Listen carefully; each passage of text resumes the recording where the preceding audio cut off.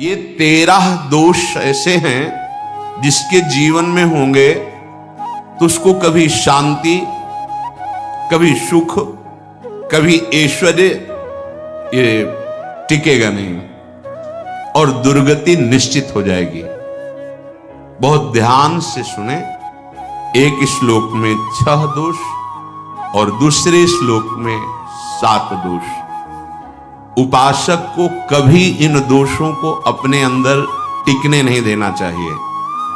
और जो संसार के मार्ग में चल रहे हैं, अगर इन दोषों में चलेंगे तो वो जो आपके पुण्य कर्मों से ऐश्वर्य है भी वो नष्ट हो जाएगा। आप दुख, चिंता, शोक से ग्रसित होकर बड़ा दुख में जीवन व्यतीत करेंगे और आपकी गति बिगड़ जाएगी, दुर्गति हो जाएगी। विकत्थनः स्पृहायुर्मनस्वी बिभ्रत कोपम चपलो अरक्षणश्च एतान् पापाः षण्णराः पाप धर्मान् प्रकुर्वते नोत्र सन्तः सुदुर्गे संभोग संविद विषमोति मानी दत्तानुतापी कृपणो बलीयान् वर्ग प्रशंसी वनितास्तु देष्टा एते परे सप्तनशंस वर्गाः। जो अपने मुख से अपनी बड़ाई प्रशंसा करता है, ये 13 लिख लो दिमाग में, डायरी में, क्योंकि ये नोट हो रहा है, आवाज डाली जाएगी, आप बार बार सुन, इनसे बचिए। अपनी बड़ाई, अपनी प्रशंसा कभी अपने मुख से नहीं करना, नहीं तो आपके पुण्य नष्ट हो जाएंगे, बुद्धि भ्रष्ट माने गिर जाएगी। अगर परमार्थ में चल रहे हैं तो भी, और व्यवहार में तो पुण्य नष्ट हो ही जाएंगे।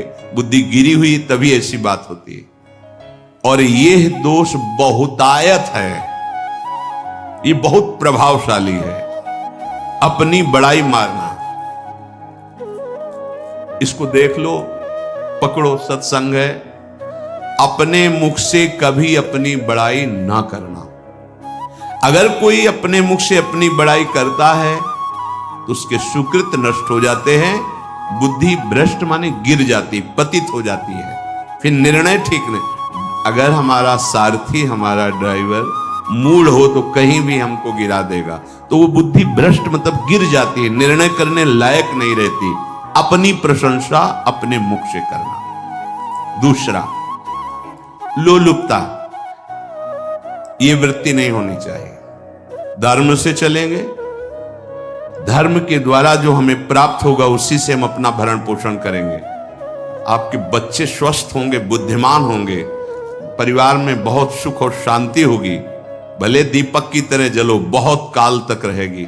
लक्ष्मी जी भी आपके घर में बहुत काल, हम ये नहीं कहते कि बहुत नहीं, जितनी है बहुत सुख शांति से चलोगे। अगर लोलुपता करोगे, हिंसा, छल कपट, व्यभिचार, चोरी, ऐसे धन आ जाए, वो आएगा, लेकिन वो हाइलोजन की तरह आएगा, एकदम प्रकाश और फ्यूज, बिल्कुल अंधकार करके जाएगा। देख लेना, तुम्हारे जो सुख के हेतु हैं, तुम्हारा शरीर, तुम्हारे बच्चे, तुम्हारी पत्नी, तुम्हारा परिवार, उसको देख के तुम रात दिन जलोगे बिना आग के। ऐसे उनके आचरण होंगे, ऐसे उनके अंग होंगे, ऐसे उनके दिमाग होंगे, ऐसा उनका व्यवहार होगा। ये लोलुपता अगर उपासक में या किसी में है तो उसको नष्ट कर देती है। सावधान। तीसरा, यदि आपका अपमान होता है तो आपको उसे सहन करना होगा, उससे आपके पाप नष्ट हो जाएंगे। जो तनिक सा भी अपमान होने पर बहुत क्रोध करके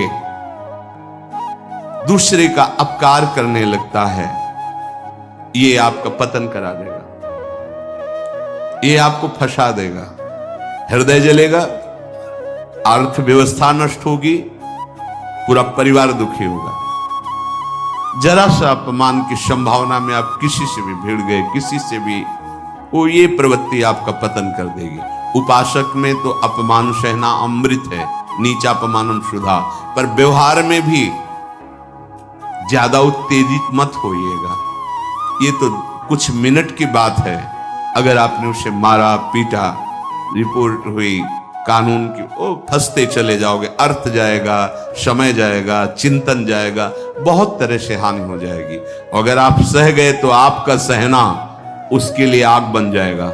उमा क्षमा साप होते भारी। तुम्हें दंड देने की जरूरत नहीं, उसका एक कर्म ही उसे दंड दे देगा। आप शांत हो जाइए। आप सत्संगी हैं, आप शांत रहिए। चौथा, निरंतर क्रोध और उसका चिंतन। बैठे बैठे बस द्वेषियों का चिंतन ही हो रहा है, अंदर क्रोध का चिंतन और द्वेषियों का चिंतन ही हो रहा है। द्वेष भरी बातें, द्वेष भरे क्रियाएं, उन्हीं का चिंतन करके जलते रहना क्रोध से।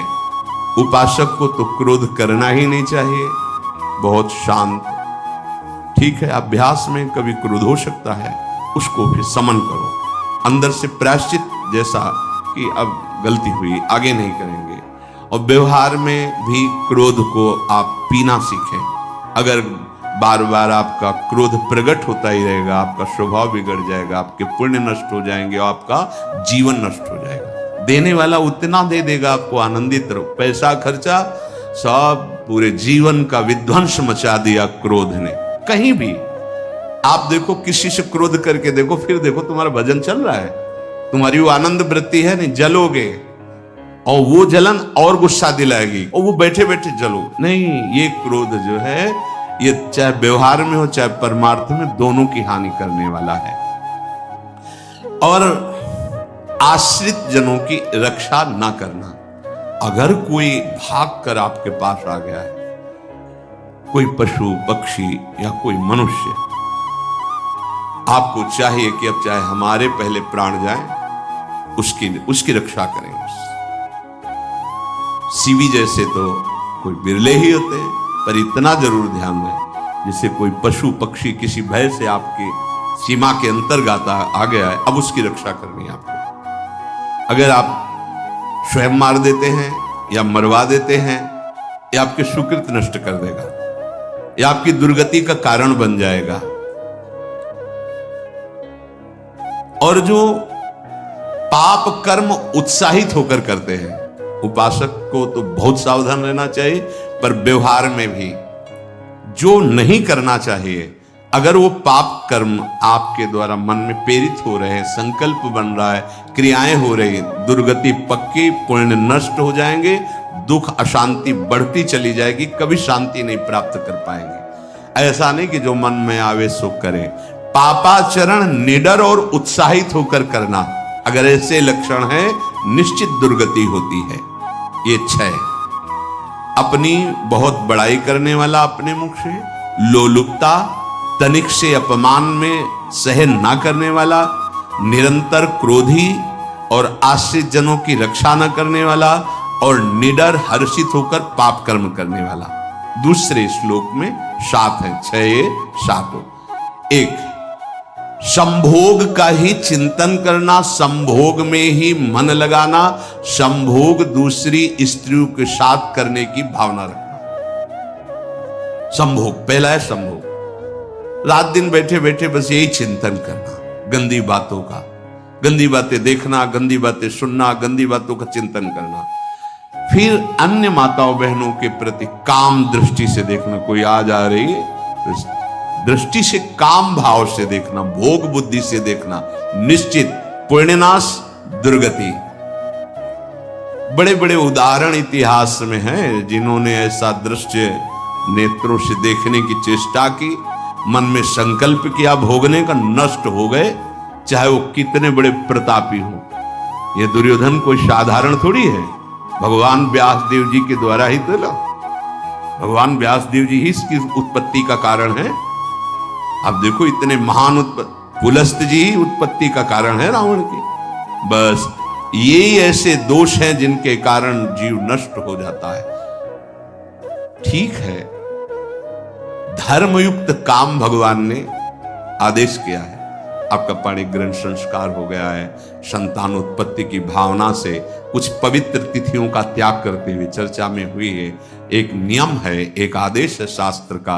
आप बहुत काम प्रवृत्ति वाले हैं तो प्रत्येक मास में जब माताएं बहनें पवित्र हो जाती मासिक धर्म से, तो जिनका पाणी ग्रहण आपने किया, जो पत्नी स्वरूप है, वो ठीक है। वहां भी बार बार के लिए व्यभिचार प्रवृत्ति के लिए शास्त्र आदेश नहीं करता, संयम पूर्वक, और उसका चिंतन नहीं करना। पाणी ग्रहण संस्कार है, घर में विराजमान है, एक संयम एक नियम के अनुसार उसका चिंतन तो फिर भ्रष्ट कर देगा। चिंतन प्रभु का करना है, चिंतन प्रभु की सेवा जो आपके कर्तव्य, इसके चिंतन से बचो।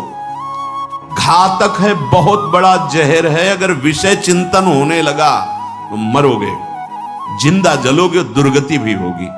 ये अंदर की जो आग है ना, कामाग्नि, ये इतनी बढ़ती चली जाएगी, तुम्हारे होश खराब हो जाएंगे कि मुझे क्या करना चाहिए क्या नहीं करना चाहिए। कुआ मदांधो मदना तुरोवा, अंधा हो जाएगा, नहीं दिखाई देगा अनुजा तनुजा क्या है कौन है, कुछ नहीं, भ्रष्ट बुद्धि। संभोग का चिंतन नहीं, धर्मयुक्त काम आदेश है शास्त्र में। यदि आप प्रवृत्ति मार्ग में हैं तो अपनी पत्नी को जो पाणी ग्रहण स्वीकार किया है, वहां भी पवित्र तिथियों का त्याग करते हुए, एकादशी है, रामनवमी है, नव दुर्गा है, जन्माष्टमी है, राधाष्टमी, जो पवित्र तिथियों का त्याग करते हुए, और ऐसे जो मर्यादाएं हैं उसके अनुसार, और कहीं पराई स्त्री के साथ संभोग के बाद निश्चित दुर्गति पक्की है। ऐसे ही माताओं के लिए है, स्त्री शरीर के लिए है। यदि वो ऐसी गलत चेष्टा, तो पतिवंचक परपति रति करई, रौ नरक कल्प सत परई। ये भोग चिंतन से बचने की चेष्टा कीजिए तो क्रिया से अपने आप बच जाएंगे। क्रिया के पहले चिंतन होता है, चिंतन से ही क्रिया का आवेश आता है। चिंतन संभालिए, इसी से भगवत प्राप्ति होती है, चिंतन से, और इसी से दुर्गति भी होती है। अनन्यस चिंतयन्तु माम, भगवान चिंतन करे, मेरा करो, कर्तव्य कर्म मेरे को समर्पित करो। अब जब चिंतन संभोग का होगा तो बुद्धि भ्रष्ट हो जाएगी। ये जो राक्षसी प्रवृत्तियां सुनने को मिलती है ना, कि ऐसा हुआ, वो देखा सुना और चिंतन किए, अब इतनी राक्षसी वृत्ति आ गई कि बस अब उनमें और राक्षसों में कोई अंतर नहीं रह गया। दूसरा, विषमता रखने वाला, सबके साथ बर्ताव ऐसा कि मैं बहुत श्रेष्ठ हूं और दूसरे सब नहीं, ऐसा व्यवहार। सब भगवत स्वरूप है, समान व्यवहार। जैसे आपके भोजन है, तो जो आप पा रहे हो वही सबको दीजिए। बैठने की व्यवस्था, उठने की व्यवस्था, क्रम बाय क्रम, पर उसको भी नीच भाव से मत देखिए। उस कोटि का उसको प्यार दीजिए, दुलार दीजिए, सम्मान दीजिए। इतनी विषमता न फैलाते रहे अपने जीवन में कि आप सबके निंदा के पात्र बन जाए। विषमता नहीं, सबको प्यार। हाँ ठीक है, पुत्र का अलग प्यार है, भाई का अलग प्यार है, पिता का अलग प्यार है, पर हमारा व्यवहार प्रीति युक्त होना चाहिए, विषमता भरा नहीं होना चाहिए। अगर हमारे चित्त में विषमता ही रही तो संसार है, प्रभु नहीं है। जीत विषम संसार कीर्ति जग बिस्तर है। जो विषमता पर विजय प्राप्त कर लेता है वही भगवत प्राप्ति का अधिकार है। ये विषमता बहुत बड़ी हानि है। तीसरी बात, अत्यंत मानी होना। जहां आपके प्राण कमजोर होंगे, पुण्य नष्ट होगा, आयुश्री सब नष्ट होना है, ऐसे आचरण करवाएगा गुरुजनों के साथ, महापुरुषों के साथ। ये बहुत नीच प्रवृत्ति है। अत्यंत मान प्रियता, मुझे सम्मान मिले, उत्तम प्रवृत्ति है। सबको मान देना, स्वयं अमानी रहना। चौथा, दान देने की बात कह के मुकर जाना या दान देकर पश्चाताप करना। दे दिया है, बहुत जल रहे हो, दूसरे से वार्ता कर रहे हो कि पता नहीं क्या यार बुद्धि में हो गया, हमने उसको इतना कहा था, उतना दे दिया, क्यों दे दिया, ऐसा ऐसा, मतलब अंदर चिंतन करना, क्यों दे तो दिया। इसके बाद जो आपका ये जलन हो रही, पश्चाताप, सुकृत नष्ट हो रहे हैं। दान देकर पश्चाताप करना या दान देने की बात कह के मुकर जाना। जैसे आपने कह दिया आपको इतना इतना ऐसा, अब आप मुकर गए, ब्याज सहित तुम्हें देना होगा, ये तुम्हारी दुर्गति का कारण बन जाएगा। ऐसे ही नहीं बोलना चाहिए, बहुत होश से। वाणी एक अमोल है, जो कोई बोले जान, ये तराजू तौल के तब मुख बाहर आन। पांचवा, अत्यंत कृपण होना। ना परिवार को सुखी कर पा रहा, ना अपने को सुखी कर पा रहा है, एक एक सिक्का बैंक में जो मर गया। धन की वास्तविक गति यही है कि अपने परिवार को खूब उसकी अनुकूलता प्रदान करो, उसमें से कुछ हिस्सा किसी ऐसे को जिससे तुम्हें बदले में कुछ लेने की भावना ना हो। कोई साधु महात्मा, गाय, पशु, पक्षी, किसी भी जीव बीमार है शरीरधारी, उसके जिससे कुछ कभी लेने की भावना ना हो, एहसान की भावना ना हो। सो धन धन्य प्रथम गति जाकी, धन्य हो गया उसका धन। अब वो कृपण का धन किसी काम में ना स्वसुख, ना परिवार के सुख, ना धर्म कार्यों में, व्यर्थ जीवन चला गया। उसी धन का चिंतन करना, उसी का संग्रह करना और उसी की रक्षा करते करते शरीर छोड़ देना, तो चिंतन बिगड़ गया। तो कह रहे हैं जो कृपणता है और अर्थ और काम की प्रशंसा, उसी की चर्चा, उसी का चिंतन, रुपया और भोग, उसी की चर्चा कर, जहां बैठे रुपया की चर्चा, भोग की चर्चा, जहां एकांत में बैठे उसी का चिंतन, कैसे रुपया बढ़े, कैसे भोग मिले। और अगर अवसर मिला तो रुपया अधर्म से आवे चाहे धर्म से, उसको इसकी कोई परवाह नहीं। भोग चाहे धर्म से हो चाहे अधर्म से, जिसका अर्थ और काम भोग ही चिंतन है वो धर्म, जिसका धर्म चिंतन का विषय है तो अर्थ और काम भी ऐसा होगा जो मोक्ष प्रदान करने वाला हो। धर्म, अर्थ, काम, मोक्ष। और जो बालक, स्त्री, पागल, असहाय, जो इनकी रक्षा न करके इनकी हानि करता है, दुर्गति निश्चित है।